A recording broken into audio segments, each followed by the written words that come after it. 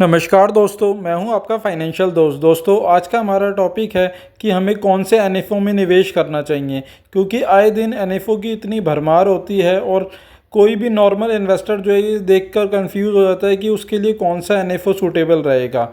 तो यहाँ पर आपको बेसिकली सबसे पहले ये देखना चाहिए कि आप अगर बिगनर इन्वेस्टर हैं तो थीमेटिक फंड से आप दूरी ही बना के चलें।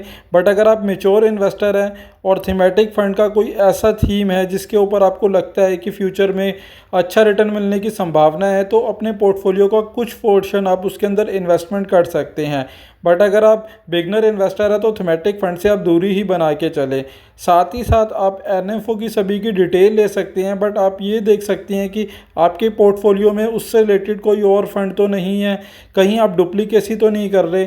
इसे आप इस एग्जाम्पल के तौर पर समझ सकते हैं। मान लीजिए आपके पोर्टफोलियो में ऑलरेडी दो स्मॉल कैप के फंड चल रहे हैं और वहीं किसी नई एएमसी ने कोई नया स्मॉल कैप फंड का एनएफओ लॉन्च किया है, तो आप उसमें केवल इसलिए इन्वेस्ट ना करें कि उसकी एनएवी आपको 10 रुपये की मिलेगी और ये नया एनएफओ आ रहा है, क्योंकि आपके पास ऑलरेडी उस कैटेगरी के दो फंड हैं। आप इसे इस बात से भी समझ सकते हैं कि मान लीजिए आपके पास एक टू व्हीलर है और आप कहीं जाते हैं तो आप उस टू व्हीलर का यूज़ कर सकते हैं, और मार्केट में हर रोज़ नया टू व्हीलर आ रहा है तो आप हर रोज़ नया टू व्हीलर नहीं खरीदेंगे। वहीं अगर कोई नई कार आ रही है और आपके पास कार नहीं है तो आप कार का चुनाव कर सकते हैं, क्योंकि कार आपके लिए यूटिलाइज रहेगी। क्योंकि अगर आप अपनी फैमिली के साथ जा रहे हैं तो आप कार का यूज़ ईजिली कर सकते हैं, यहाँ पर आपका टू व्हीलर आपको काम नहीं दे पाएगा।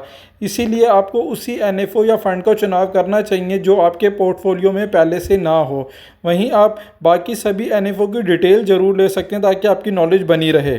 आशा करता हूँ कि फ्यूचर में आपको फ़ंड का चुनाव करने में आसानी होगी, और यदि आपको यह जानकारी अच्छी लगी हो और उपयोगी लगी हो तो प्लीज़ इसे लाइक शेयर करें, और चैनल अभी तक आपने सब्सक्राइब नहीं किया है तो प्लीज़ इसे सब्सक्राइब करें।